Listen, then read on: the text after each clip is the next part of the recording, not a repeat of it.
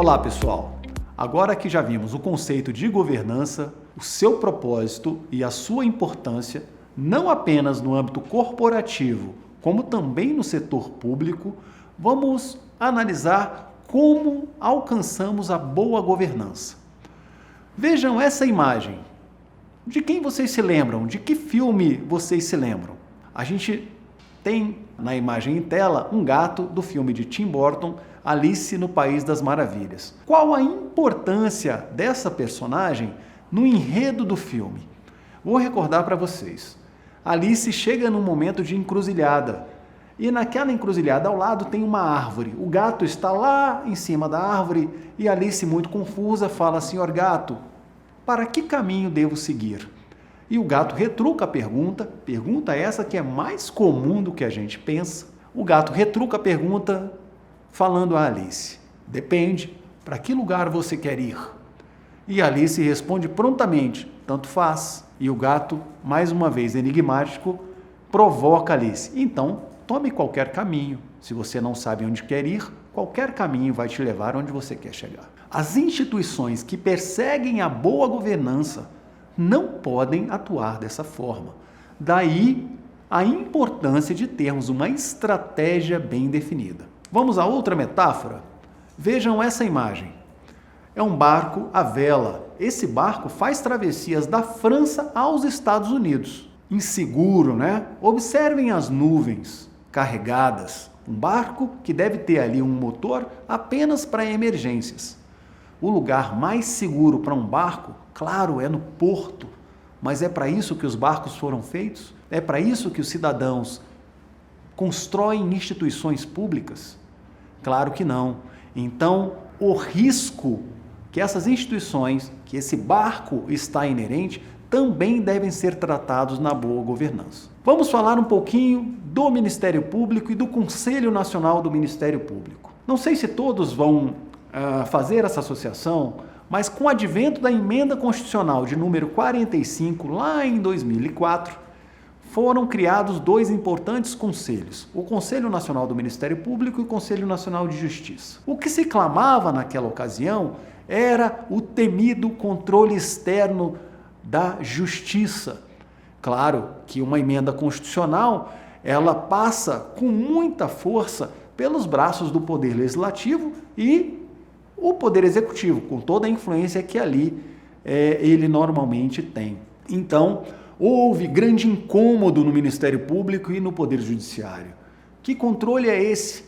E pós-emenda constitucional, o que se viu foi uma predominância do controle, tanto do ponto de vista financeiro quanto de recursos humanos.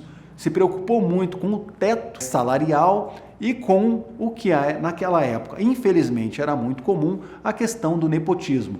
Ambas questões hoje sanadas, bem estabelecidas e cujo papel dos dois conselhos foi predominante.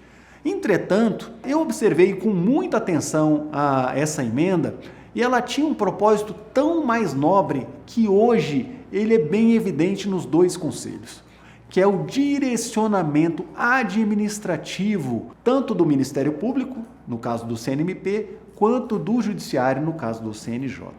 Quando a gente fala de um direcionamento administrativo, um direcionamento de gestão, maravilha, a gente está falando da capacidade de influência desses dois conselhos no processo de governança.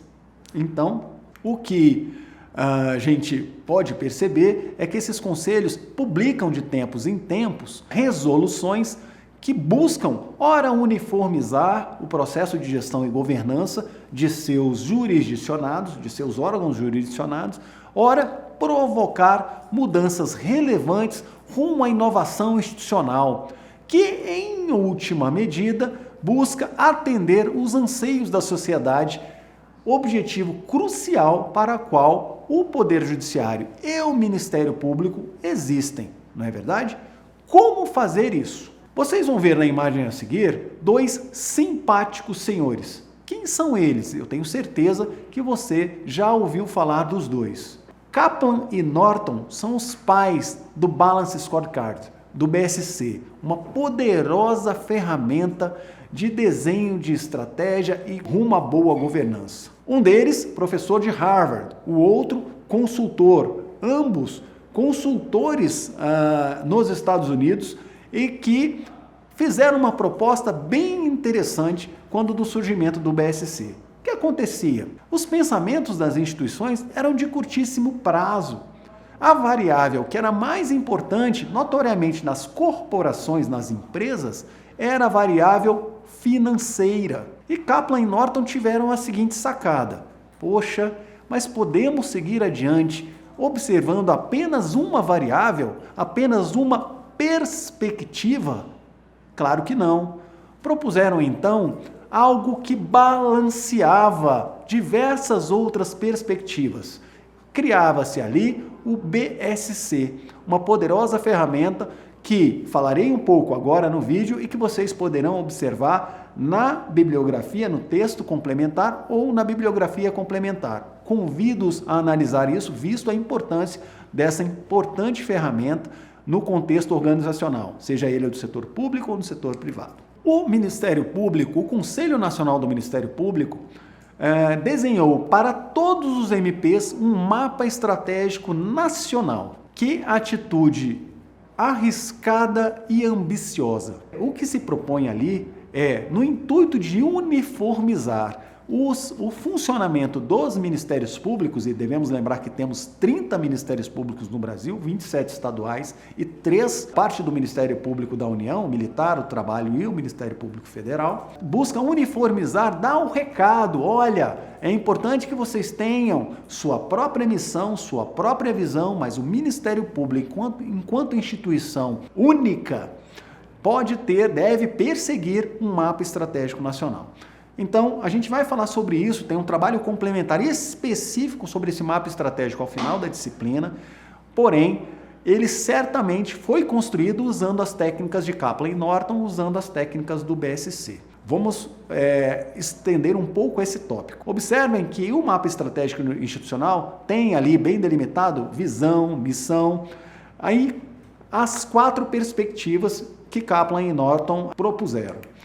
Especificamente quanto à missão, a resolução 147 do Conselho Nacional do Ministério Público a conceitua como a razão de existir da instituição. Observe que no mapa estratégico nacional há uma missão que é, de certa forma, comum, genérica, que vale para todos os MPs. Isso não quer dizer que o seu Ministério Público possa definir uma missão própria. É claro que o Ministério Público Militar tem uma missão distinta do Ministério Público da Bahia. O Ministério Público do Trabalho tem uma missão distinta do Ministério Público do DF Territórios. Porém, observe que no mapa estratégico nacional, a missão, aspas, defender a ordem jurídica, o regime democrático, os interesses sociais e individuais indisponíveis para a concretização dos valores democráticos e da cidadania, fecha aspas, é bastante comum e genérico o suficiente para que provoque nos ministérios públicos algo similar a esse. Lembrando, e aqui é muito importante, a missão, a razão de existir da instituição. Outro ponto muito importante ao definir a estratégia, a visão, onde se quer chegar. Lembra do gato da Alice? Onde se quer chegar? Qual é o futuro almejado para a instituição? Então, no mapa estratégico nacional, a visão de futuro é uma instituição reconhecida como transformadora da realidade social e essencial à preservação da ordem jurídica e da democracia. Ora, o fortalecimento institucional, missão também do Conselho Nacional do Ministério Público. Mas, Wagner, você sempre fala do propósito. O BSC tem que propósito? Para que mesmo que ele serve? Após o desenho do mapa estratégico, fundamentalmente o papel é comunicar o que a instituição pretende alcançar. O mapa estratégico é aquele resumo claro da estratégia institucional. Uma passagem que eu ouvi de fonte muito confiável: o Brasil tem uma companhia aérea de porte nacional, e o seu comandante, fundador da empresa, andava com um mapa estratégico no bolso. E ele, por ser oriundo da aviação, pilotava inclusive, adorava passear nos hangares de manutenção da empresa e ouvia todos, sem exceção. Não que ele fosse bonachão, tinha sempre uma meta, uma estratégia muito clara e estava sempre ladeado de um de seus principais assessores. A história que eu ouvi aconteceu em São Paulo quando uma pessoa de manutenção das aeronaves o abordou e falou: comandante, eu tenho uma ideia. O assessor ali de olho, meio preocupado com o que ele ia ouvir, o comandante ouviu calma e tranquilamente. Quando aquele funcionário achou que estava abafando, que estava dando uma ideia que, por sinal, era muito boa, o comandante tirou do bolso o mapa estratégico daquela companhia e falou: onde a sua ideia se encaixa na nossa estratégia? E aquele funcionário olhou aquele mapa e não conhecia a estratégia da companhia. Fundamentalmente, a estratégia tem papel de ser comunicada a todos, independente de seu papel na instituição. É ela que não deixa a pessoa fazer um trabalho que não contribui para a visão institucional que falamos há pouco. Além disso, a estratégia alinha o trabalho diário de cada um, a estratégia institucional prioriza projetos, produtos e serviços e ajuda a medir e monitorar o progresso rumo aos objetivos estratégicos. Observe que naquele mapa aparecem objetivos e cada um deles indicadores que vamos falar daqui a pouquinho sobre eles. Kaplan e Norton, então, fizeram a proposta de pegar a variável, a perspectiva financeira e incluir outras três. A perspectiva do consumidor, ou no caso das instituições públicas, a perspectiva do cidadão, a perspectiva dos processos internos, porque eles são fundamentais para alcançar o resultado, e a perspectiva da capacidade organizacional, sempre tendo em mente a visão e a missão que normalmente estão no topo do mapa. Nós lemos mapas estratégicos da base para o topo. A base sustenta aquilo que se pretende, que normalmente aparece no topo. Para desenhar a estratégia, a técnica do BSC é fundamental. Entretanto, para saber onde queremos chegar, existe uma segunda técnica chamada SWOT, abreviatura das letras S, W, O e T, que em português significa forças, fraquezas, oportunidades e ameaças.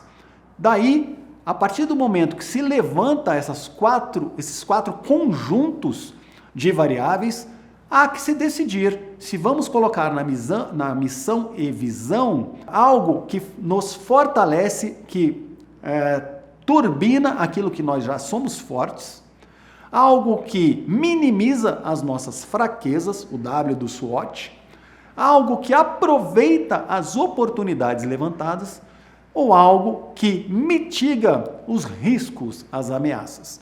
Portanto, o SWOT também tem um papel fundamental no desenho da estratégia. Outro importante framework, muito mais oriundo da nossa área, é o framework COBIT, que busca alinhar governança e gerenciamento empresarial ou institucional de TI. Tem 5 princípios muito claros que vocês vão poder ver com mais propriedade no texto complementar. Visa atender uma ansiedade das partes interessadas. Todo mundo de TI, e olha que TI tem críticas pra caramba, todas as partes interessadas de TI devem saber onde estão os acordos, que estratégia a TI desenhou, a instituição desenhou para a sua unidade de TI. E aquele dirigente de TI, de posse desse mapa estratégico de TI, também pode, no momento adequado, apresentar um mapa e, tal como o comandante da companhia aérea, falar e onde se encontra essa sua necessidade, essa sua proposta na nossa estratégia. Vamos falar um pouquinho de indicadores. Todo mapa estratégico tem os objetivos estratégicos nas 4 perspectivas que falamos. Cada objetivo é muito preciso e claro, e existem indicadores que dizem se eles estão sendo perseguidos, se eles foram alcançados ou não. Indicadores são muito importantes. Observe que, não apenas nas instituições, um dos maiores aviões do mundo, o A380, alguns transportam quase 700 passageiros em algumas configurações, é pilotado por um trio de pessoas que também precisam de indicadores num painel que está disponível à sua frente. Que responsabilidade, não? 700 pessoas na mão de um trio de pilotos. Agora pensem, o Ministério Público do DF Territórios, com 3.000 pessoas, o Ministério Público Federal, que tem algo em torno de 15.000 pessoas, o Poder Executivo Federal, com mais de 1 milhão de servidores. Indicadores que dizem ao gestor se estamos indo bem ou mal são fundamentais. Bom, finalizamos a aula de hoje e, na sequência, vamos falar um pouquinho sobre importantes resoluções do Conselho Nacional do Ministério Público em busca da boa governança. Até lá!